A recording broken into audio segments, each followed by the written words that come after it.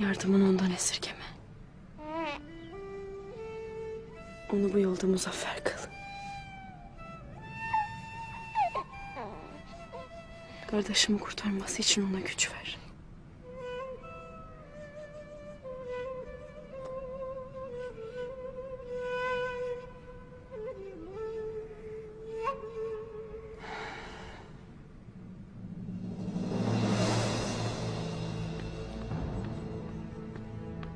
Destur var mıdır Gökçe Hatun?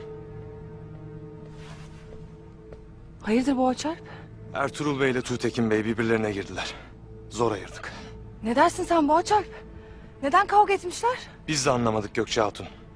Tuğtekin Bey nerede? Duru Hatun'un mezarına gitti.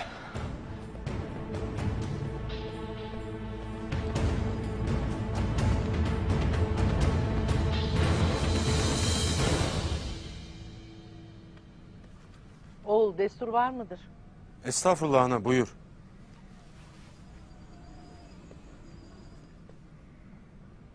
Hayırdır? Yatmaktan usandım ana. Selcan'la azıcık yürüyelim dedik. İyi edersiniz. Hayırdır? Dertli gördüm seni. Buyur, geç otur.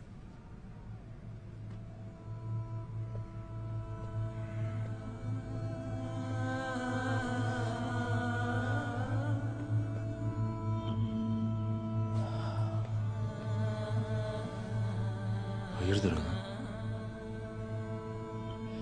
Dün gece Ertuğrul'la Sungur'un hali beni pek üzdü oğul. O halde en belalı düşmanımızın inini basmaya gittiler. Sabaha kadar gözüme uyku girmedi. Merak etmeyesin ana. Sağ salim döneceklerdir. Hem sen de iyi bilirsin ki Ertuğrul her daim bildiğini okuyacak.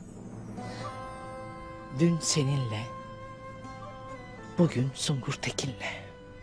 Her daim evlatların arasında ikilik görürüm.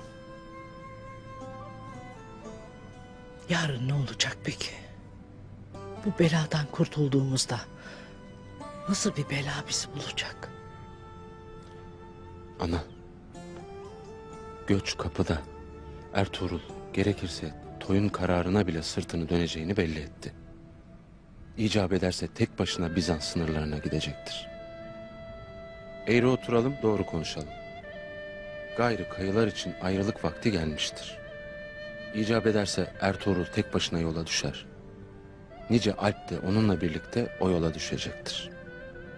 Sen de buna kendini hazırlasan iyi edersin.